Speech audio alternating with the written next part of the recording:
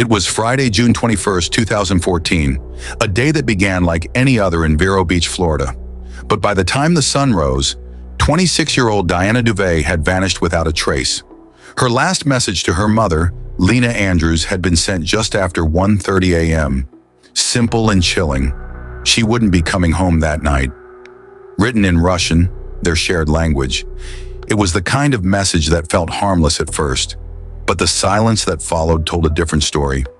Lena tried to reach her daughter again, sending texts and making calls, but Diana never responded. Panic began to settle in. When she called Mike Jones, Diana's 31-year-old boyfriend, he claimed she was simply resting at his house. She would call later, he assured, but that call never came. Soon after, Mike disappeared from contact as well. Our hearts go out to the family and loved ones of Diana Duvet, whose life was tragically cut short in a senseless act of violence. Diana was more than the headlines. She was a devoted daughter and a woman whose warmth, kindness, and bright spirit touched everyone around her. Losing her under such devastating circumstances is a pain no family should ever have to endure. As we remember Diana, may her story remind us of the importance of compassion, vigilance, and seeking justice. This is True Crime Diaries, where we bring you the stories behind the cases, the evidence, the investigation, and the voices that must be heard. Don't forget to like, comment, and subscribe for more real stories that matter. And share with us below, what do you think is the most important lesson from Diana's story? By Saturday morning, June 22nd, it became apparent that neither Diana nor Mike had shown up for work. Friends grew uneasy. Diana, a dedicated nurse at a local medical clinic specializing in oncology, had always been punctual and dependable. She cared for cancer patients daily, yet now she couldn't be reached. Mike Jones wasn't just any boyfriend. He was a wealth manager with a master's degree in law from the University of Miami. Highly respected at PNC Wealth Management, Mike handled millions in client funds and was well-liked by colleagues. To outsiders, he was professional, poised, and controlled. But those closest to Diana knew a different story. Mike met Diana at a local bar roughly 6 months prior. Friends noticed that Diana had to convince herself to trust him. His charm was relentless, his attention intense. By spring 2014, the couple was living together at Mike's apartment on 16-2042 Square. Friends noticed subtle signs. Diana, usually outgoing, seemed withdrawn. There were moments of tension she brushed off, moments that would later form a chilling pattern. Investigators immediately focused on Mike's residence, the last known location for both Diana and him. When they arrived, the apartment was empty, but not disrupted. Diana's black Nissan and Mike's gold Mazda were gone. A neighbor remembered seeing Diana's car out front on Friday night. Police noticed something unusual: droplets of a blood-like substance near the garage door, an ominous clue that intensified the search.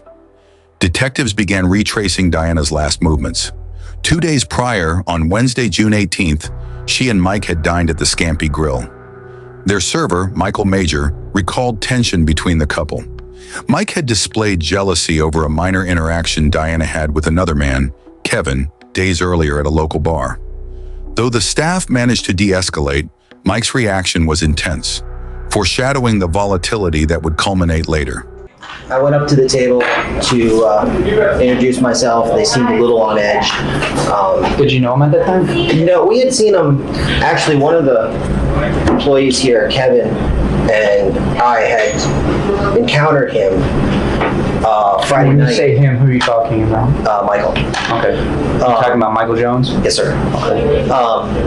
We were at the Grove having a couple beverages after work, and Kevin made contact with the girlfriend at the time, and just casual conversation, and he came up with attitude and stuff, and we were already a few drinks into the night, and we're like, this is garbage, so we're on a long day, let's just leave it at that and go home. So we did. We left it at that and went home. So when they came in Wednesday night, Kevin was working with me, and he goes, "That guy look familiar to you?" I'm like, "Yeah, he does." He goes, "That's the guy from the Grove that tried to get into it with me." Later that evening, Mike and Diana left the restaurant together. Hours afterward, Mike was seen alone at the Grove, visibly upset and reportedly crying. I saw Mike Jones on Wednesday and he was sitting by himself. He was texting on his phone, and then he left shortly thereafter. But I just thought it was really bizarre behavior for him to be so upset in public. I got the impression that he'd been given like some really bad news. Friends said their relationship had ended over dinner that night. Yet Diana returned to Mike the next evening. This wasn't the first time Diana had parted ways with Mike. See that something was going on with her. The demeanor didn't change at all. And I looked through service window at the table every so often just to check on them, and you could see that there was agitation between the two of them. I was talking to Kevin about it too. I'm like, dude, that is not a happy table. I'm like, there's a lot of agitation going on. And he noticed it too. Would you say that he's aggressive with her? Oh, the way he was talking to her? Absolutely. His body motion was absolutely aggressive.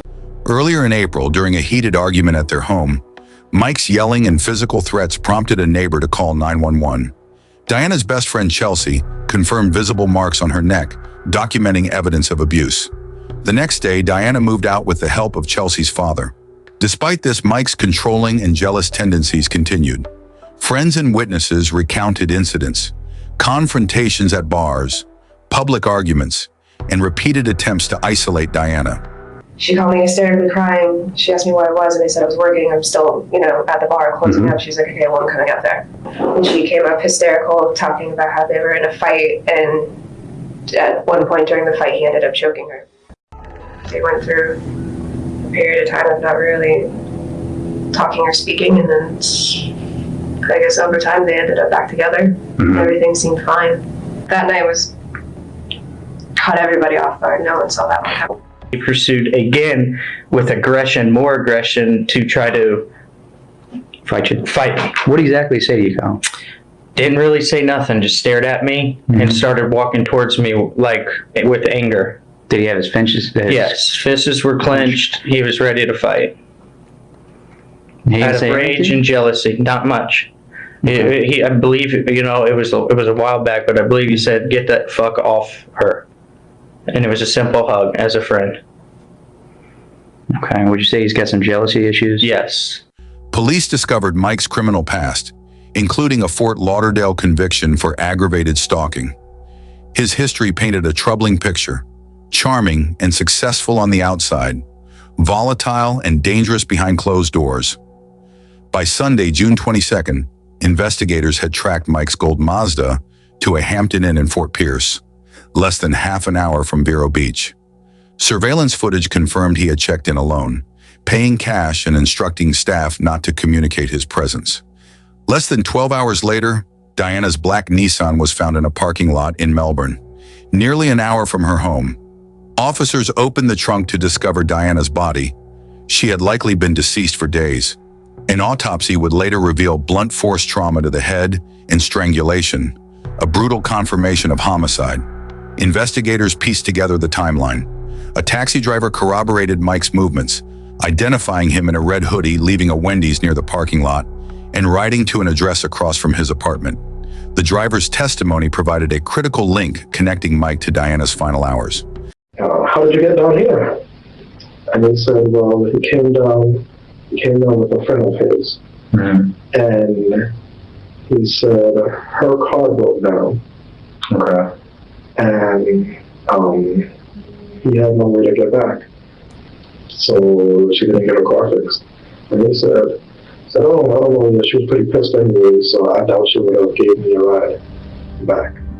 Anybody that got a chance to meet Diana knows that she just brought a smile to their face and was a bright spot in their life. You get to know who people are, and she's one of those people that you won't find anybody that has anything bad to say about her. You could see from the outreach from the community that just speaks volumes of who she was. It's a devastating loss. The case moved fast, but the truth behind Diana Duvet's disappearance was only beginning to unfold. Mike Jones would be arrested, charged with first-degree murder, and held without bond. Yet every new piece of evidence revealed layers of manipulation, lies, and violence that shocked even seasoned detectives. A pretty good reason why we're here, I'm sure. Basically, the reason why we're here. We're still trying to find out. Okay? That's the biggest reason why we've been doing the last couple days. That's what we're going to continue to do. Okay? I'd like to talk to you about her whereabouts. Okay? but I have to read you Miranda warning first, okay? You understand that so far? I know you got your law degree, so you're really intelligent. Remember again why we're here, and that's to find her. I'll tell you unequivocally, I don't know where she is. Before I wave my right, I'll tell you I don't know where she is. This is a tragic case of dating and domestic violence by a weak, insecure, cowardly individual who felt the need to control his relationship with Diana Duvet by way of verbal and physical abuse. Quite frankly, Michael David Jones disgusts me and is very poor excuse for a man. Do you think Mike acted alone, or was there more to Diana's last night than what investigators first uncovered? Comment your thoughts below, and stay tuned as we dive deeper into the investigation where the evidence, the lies, and the arrest will come to light. By Wednesday, June 25, 2014, just 4 days after Diana Duvet disappeared, law enforcement had gathered enough information to take decisive action. Michael Jones was formally charged with first-degree murder and taken into custody, held without bond. The evidence was mounting, but investigators knew the case would demand meticulous work to connect him directly to Diana's death. During the early hours of the investigation, detectives pieced together the timeline of Mike's movements. Surveillance footage confirmed that he had purchased a burner phone at a Walmart in Palm Bay the same morning Diana went missing. The phone had been critical in arranging logistics, the taxi, the transport of Diana's car, and instructions for avoiding contact with anyone who might notice unusual activity. The black Nissan containing Diana's body provided further clarity. Officers confirmed that she had suffered blunt force trauma to the head and strangulation. Forensic evidence showed no signs of defensive wounds from a prolonged struggle, suggesting that the attack had been sudden and decisive. Every detail pointed to planning. Mike had engineered the disappearance and disposal of evidence carefully. Detectives discovered that the taxi driver who had picked up Mike from Wendy's in Melbourne had a clear recollection of the man in the red hoodie. Unusual because it was the only ride the driver had that day. The fare had been atypical, originating from a side road rather than a usual pickup spot, indicating that Mike had intentionally staged the pickup to obscure his trail. Further examination of Mike's burner phone revealed calls to the taxi service and GPS coordinates, leading directly back to his residence in Vero Beach. The careful coordination indicated premeditation. Even in his attempts to hide his tracks, Mike had left digital fingerprints that allowed authorities to trace the full sequence of events on the day Diana disappeared. Surveillance footage showed Mike alone entering and leaving Walmart with Diana's Nissan. While she was already deceased, he maintained the appearance of normalcy, purchasing the phone, walking out casually, leaving the store, and placing Diana's car in the lot. Every move was calculated to delay discovery and mask the crime. As the investigation deepened, more of Mike's history came to light. Former girlfriends described controlling and abusive behavior. They revealed a pattern of emotional manipulation, jealousy, and isolation. One ex-girlfriend recounted how Mike had reacted violently to minor interactions she had with other men, echoing the tension Diana's friends had witnessed at the Scampi Grill. Investigators also uncovered Mike's tendency for grandiose lies. While he drove an aging Mazda, he claimed ownership of a Porsche he never had. He fabricated stories of illness, claiming to have cancer during law school to explain absences.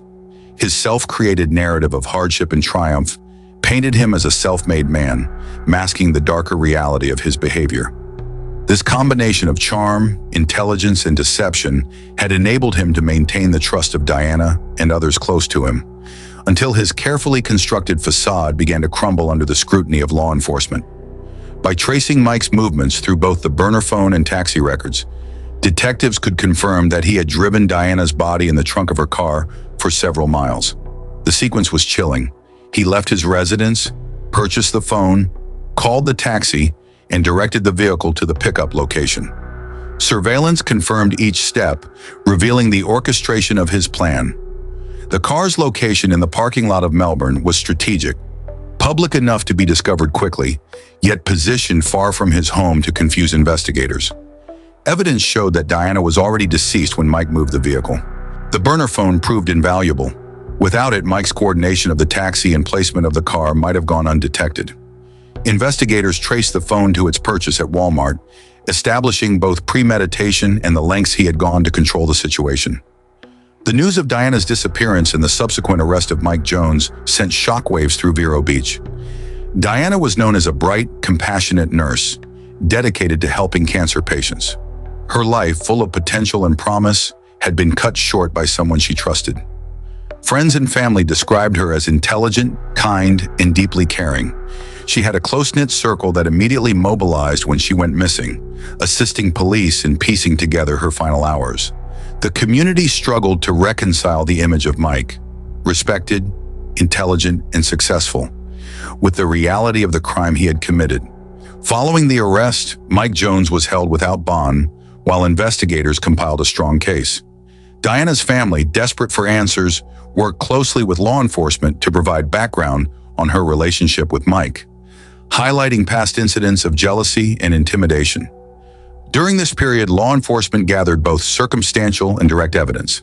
Surveillance footage, taxi records, the burner phone, and witness testimony formed a comprehensive picture of the events leading to Diana's death. Each detail added pressure, narrowing the window of Mike's story and establishing the sequence of events beyond doubt. Investigators also explored whether he had any accomplices, but interviews and records consistently indicated that Mike acted alone. His meticulous planning, control of logistics, and manipulation of the narrative left little room for error. Yet the evidence, combined with witness accounts, created a path straight to his culpability. As investigators built their case, the community and those following the story could not ignore the chilling reality. A man who had been trusted, admired, and loved had turned into the orchestrator of a young nurse's murder. The trial of Michael Jones began in October 2019, 5 years after Diana Duvet vanished. The courtroom was tense, packed with reporters, friends, and family members who had waited years for justice. From the outset, the stakes were high. The state announced its intention to seek the death penalty if the jury returned a guilty verdict. Michael Jones, a former law graduate and wealth manager, maintained his composure in court. His defense team argued that the evidence against him was circumstantial, claiming Diana could have sustained her fatal injuries accidentally. They suggested that if he was guilty, he only panicked afterward, placing her in the trunk and abandoning the vehicle. But the prosecution's case was methodical and precise. Investigators presented surveillance footage, taxi logs, the burner phone records, and witness testimonies, all painting a consistent and chilling timeline of Mike's actions. The jury saw how calculated he had been, from purchasing the burner phone, coordinating the taxi, and moving Diana's car, to the steps he took to avoid leaving evidence at the scene. Friends and former partners of Mike Jones took the stand, revealing patterns of control, manipulation, and abuse. Diana's best friend Chelsea recounted the prior incidents of physical aggression, including bruising that had been documented after an argument in April. Other witnesses described Mike's jealousy, his intense scrutiny of Diana's interactions with friends, and his controlling behavior in previous relationships.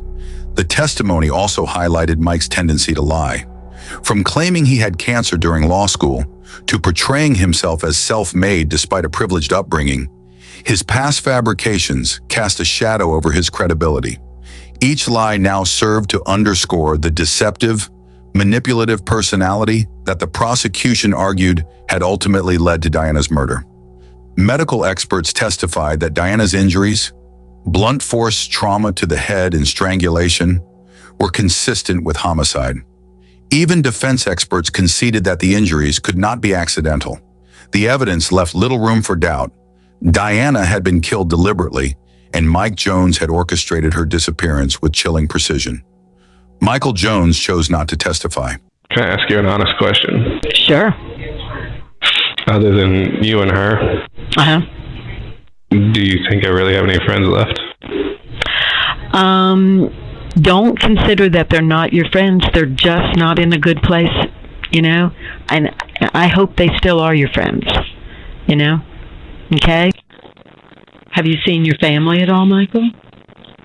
No, you're the only person that has visited me, and literally I got one letter from Guy and one letter from you, and that's it. Do you want me to contact your family? No, my attorney talked to him. The police detective has said to me that they've tried to talk with you. and that you won't talk with them. And I guess I don't care for it's not what I want to know why you won't talk to them. I want the best for you, Michael.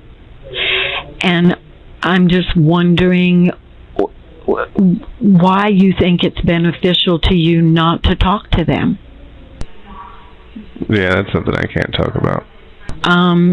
You know, Michael, they don't tell us details and stuff, and this is upset for you, I'm sure, but they tell us that they have lots of evidence. That if you don't weigh in at all, that your voice is not going to be heard, Michael, and the next thing you know, we'll be in the middle of some big sensational trial. I just don't want to see you. I just don't want to see you publicized or damaged further than you need to be. Yeah, I don't know that I have much choice in that matter, though. Well, I think that in the next few days, I think they're going to decide whether they go with the death penalty or not. I don't know what the facts are, but you can't change the facts, Michael. And if the facts aren't good, you need to find a place to... You don't want to die, do you? No, that's a pretty scary thing.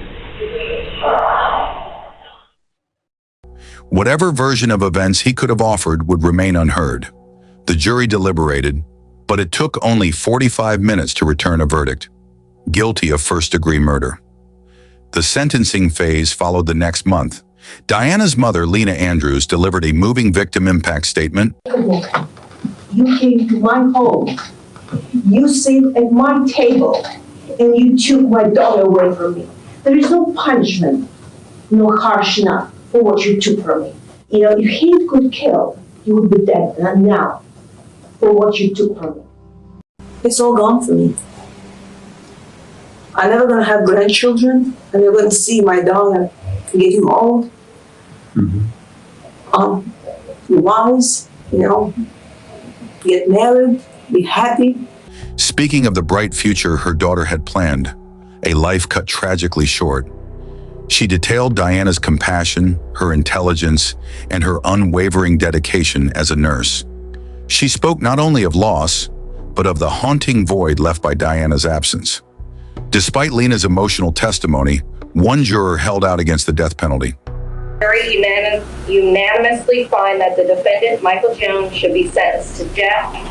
No. Florida law required unanimity for capital punishment. As a result, in November 2019, Michael David Jones was sentenced to life in prison without the possibility of parole.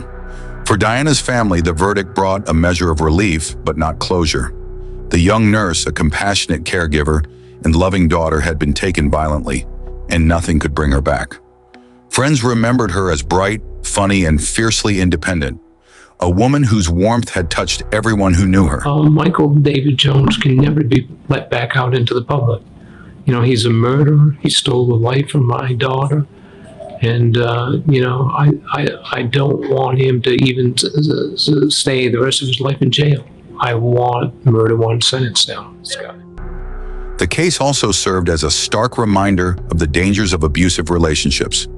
Mike Jones's intelligence, charm, and social standing had masked his true nature, allowing him to manipulate Diana and those around him until the very end. Her story stands as a cautionary tale about the importance of recognizing red flags and the need for vigilance when someone's behavior shifts from loving to controlling.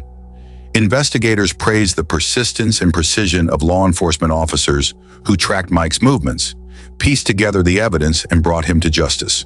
Surveillance footage, phone records, and eyewitness accounts were instrumental in unraveling a case that might otherwise have remained unsolved. The story of Diana Duvet is tragic, haunting, and a sobering reminder of how quickly lives can be altered by betrayal and violence. Her life, though cut short, continues to impact those who knew her and serves as a powerful lesson about vigilance, trust, and the human capacity for both love and deception. Do you think there were warning signs that could have prevented this tragedy? Comment below and share your thoughts. Don't forget to like, subscribe, and share for more true crime stories as we continue to bring the untold narratives behind the headlines. Until next time, stay aware, stay safe, and always look a little deeper. This is True Crime Diaries, where every story has a pulse.